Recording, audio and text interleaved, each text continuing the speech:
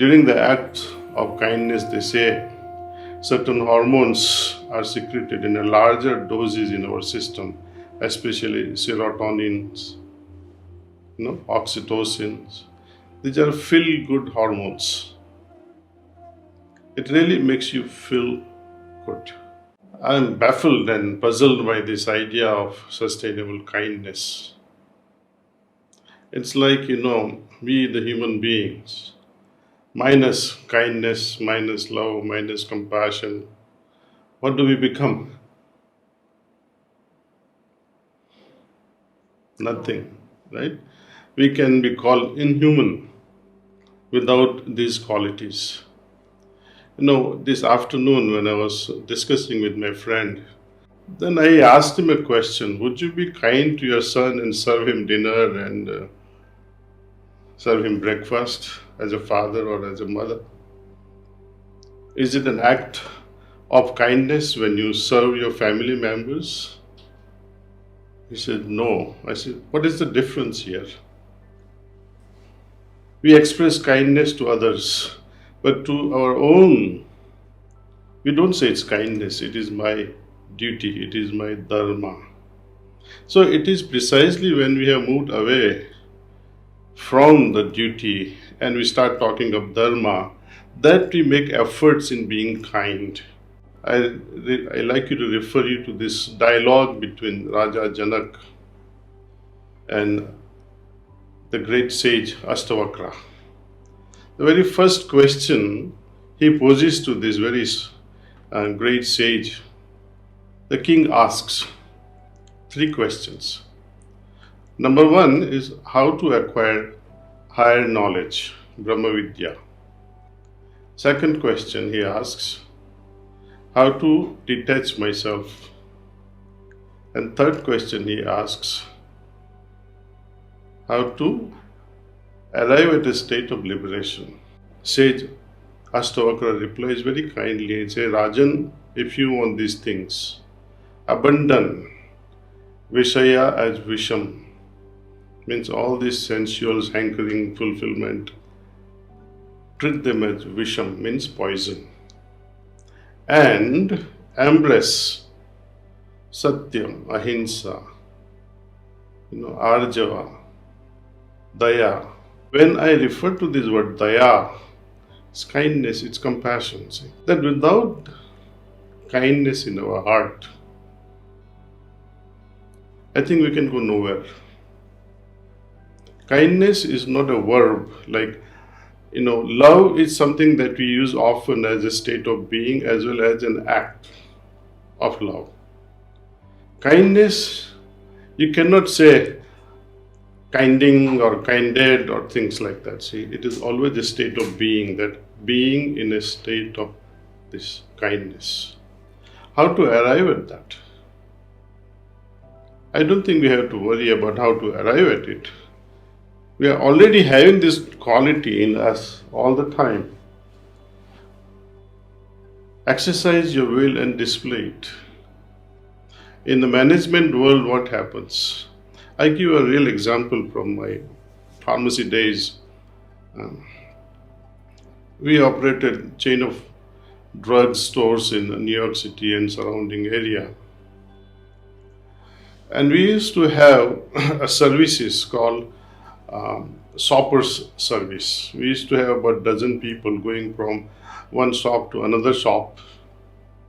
They were kind of mystery shoppers.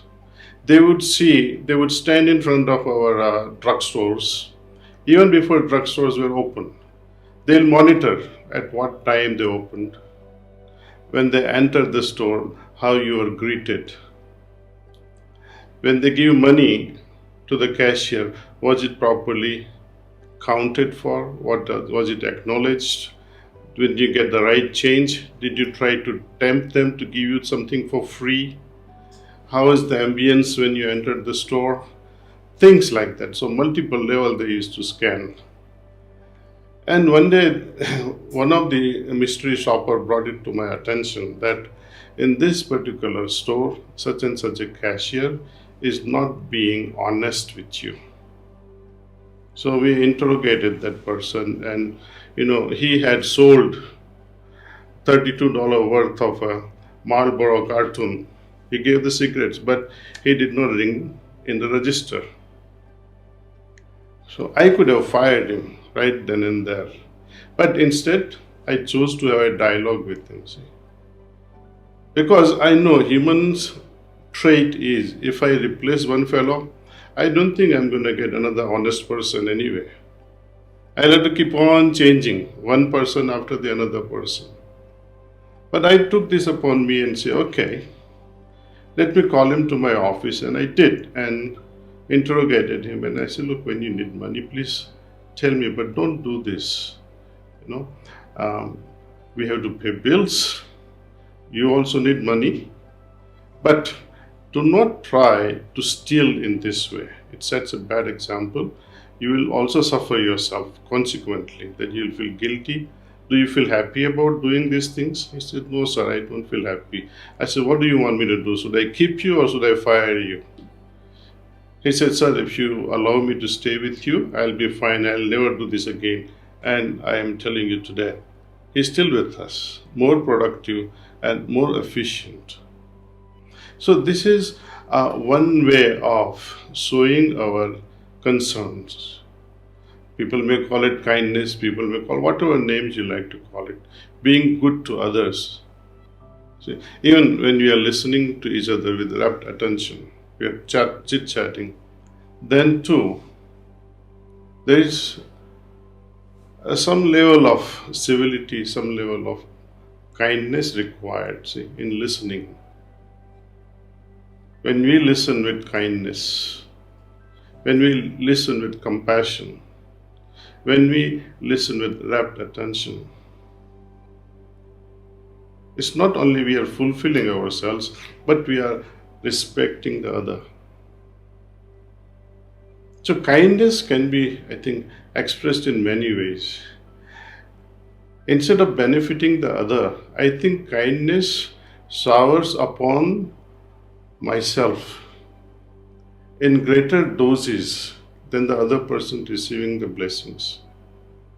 I found that whenever we melt our heart and somehow carry out acts of kindness willingly, consciously, then you see your heart, the condition of your heart, it simply melts away.